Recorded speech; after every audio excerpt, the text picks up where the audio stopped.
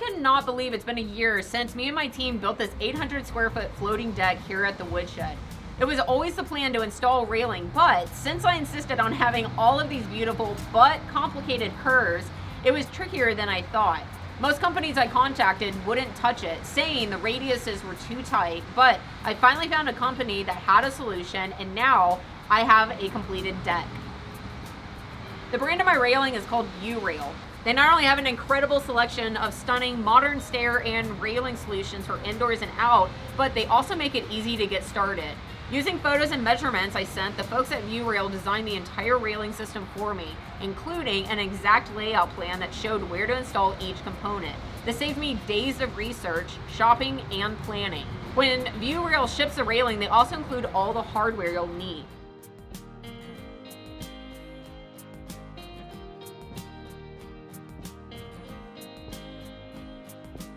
Alright, now let me start at the beginning and break down each step in detail. So what I'm going to do first is grab some tape and mark off the location of each post. This way I can get a visual on where they need to be, make sure that they line up according to my diagram before I actually start drilling holes.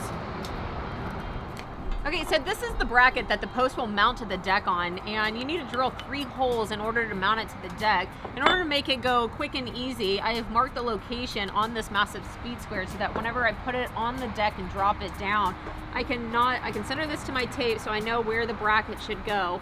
Then I can make a mark at each one of my 3 dots on the speed square so that then I can come back and pre-drill my holes.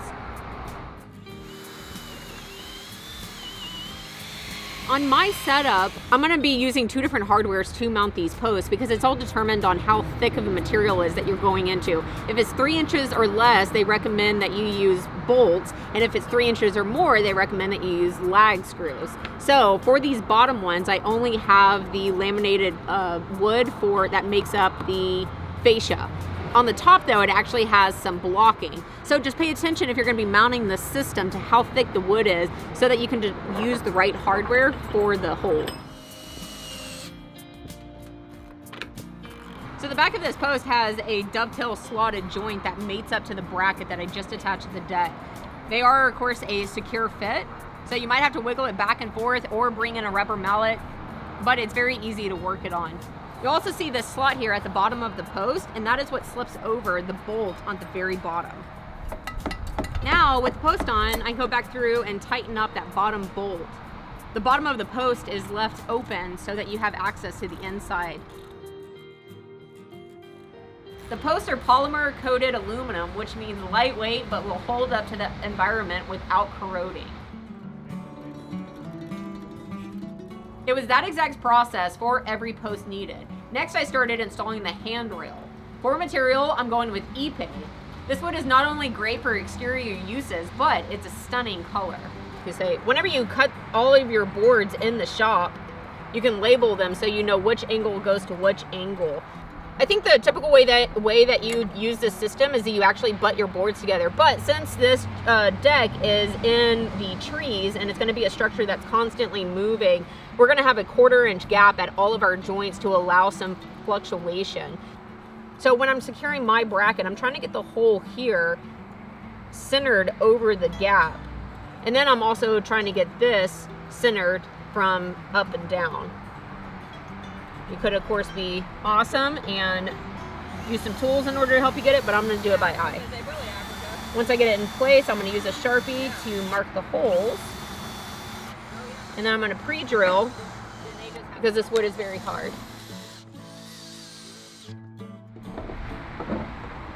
Yeah! Cool. Nice and simple. Now I can just carry on. Okay. Now we're going into a double post. That's a little bit different in a way that I'm going to attach this one. And I'm not going to attach the bracket here yet because this is actually going to be in the center of the post instead of center of the bracket. So first I'm going to attach this one. I've already pre-drilled it, so it's just a matter of lining up the holes and attaching it. So anywhere there's double posts, these are actually not going to get connected. There's going to be a small gap in between the two.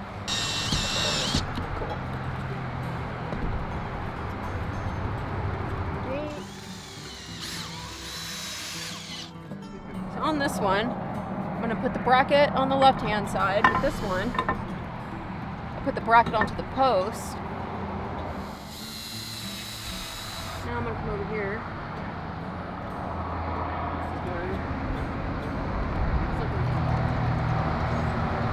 Line this up.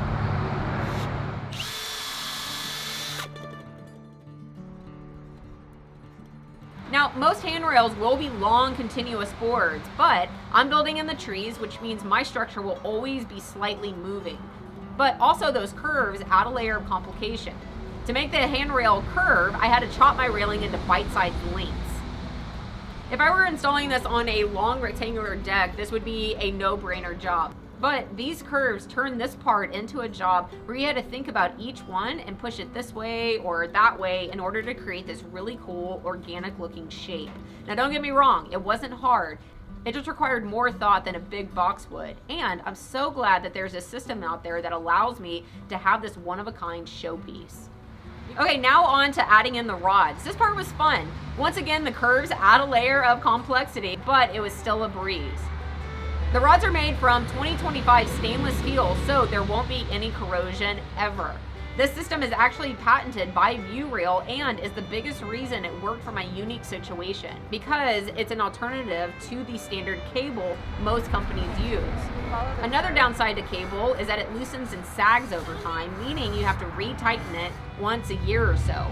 Rods, on the other hand, don't stretch, which eliminates this maintenance altogether. So this is the actual starting point where this double is. However, you're not going to be able to feed it through these two posts. So instead, I'm going to the post right next to the double and I'm starting here. Then afterwards, I'll trim off what I think is the amount and poke it the way through. These posts have foam in them, so as I'm feeding it through, I feel a little bit of resistance and a really satisfying pop whenever it breaks through. Sometimes I find it easiest to push, other times I find it easiest to pull. It does take a little bit of finagling because I have so many curves in mine. If you have just a straight, square line, then it will be even easier than what this is. But this is very rinse and repeat. You're just feeding the cabling through each and every post.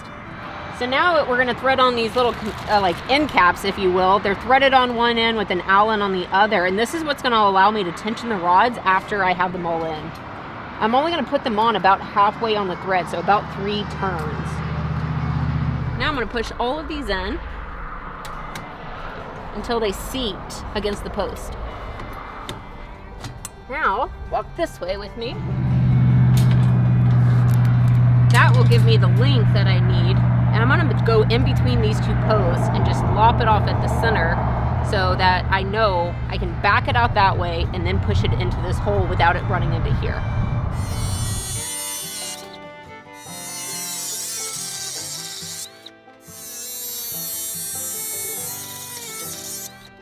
So now I'm going to back this one out a little bit, put it through the hole, push it through all the way, and Kindle's on that end, making sure that it's seated. And now I'm going to put a piece of tape right up into the post to indicate where it is.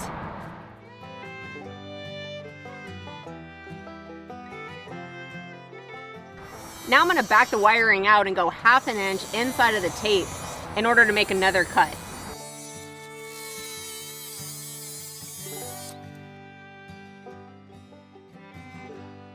The next step is to add one of these connections to each one of the cutoff ends, and sometimes they'll go in, but if they don't, oh well, that one went in too, hold on.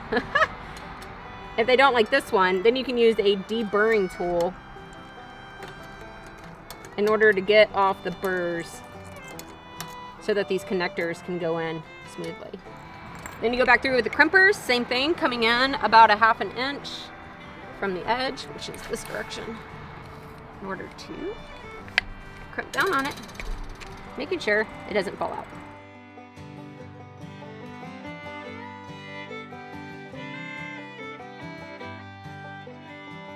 Okay, now we're going to push it through one more time.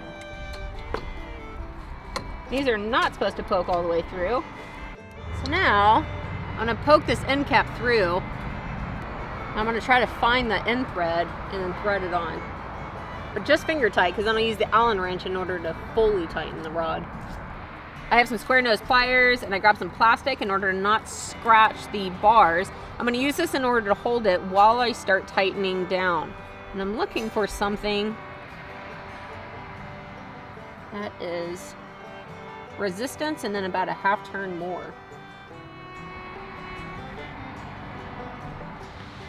Nice and simple. I absolutely love how there isn't any exposed hardware like you have with the typical cable systems. This Viewrail system comes out looking super clean and sleek.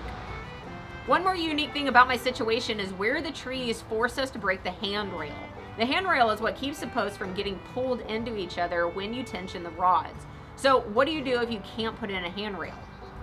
So this is an aluminum pipe put in between these two posts so that whenever we tension down on the rods, it doesn't pull this in. So if you're having to break the handrail in cases like what we've had to because of the trees, know that this is a really great option.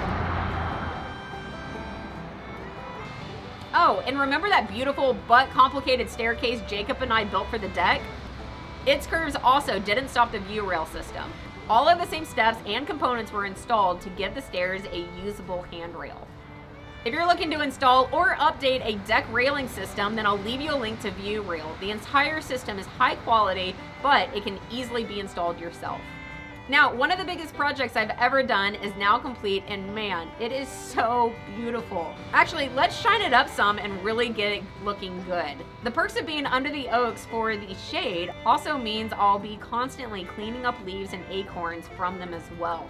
I keep the Stihl BGA 86 blower on hand for this. It has a variable speed trigger so that the user can conveniently choose a speed based on the task, making wet or dry leaves no problem. But it's also engineered for quiet operation. If you're looking for a powerful but lightweight battery-powered blower for your job site or home, this is the one I recommend. If you're still using gas yard equipment, come into the light. Battery technology is excelling at giving you the power you need without the hassle of gas, and Stihl is the brand leading the way.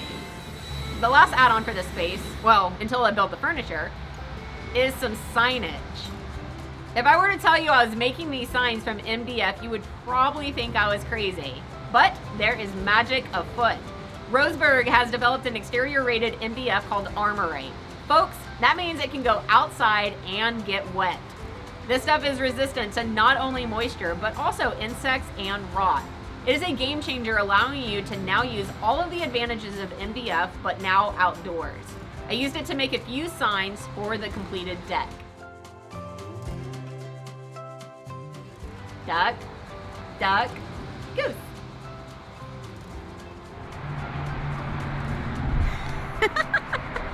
That's corny. And that is officially a wrap. If you're ever in the hill country of Texas, swing into the woodshed and have lunch on the deck that is floating in the oaks.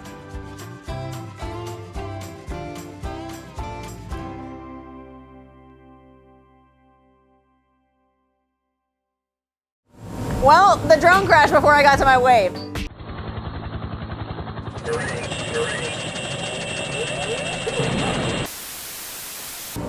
So, I will see you on my next project.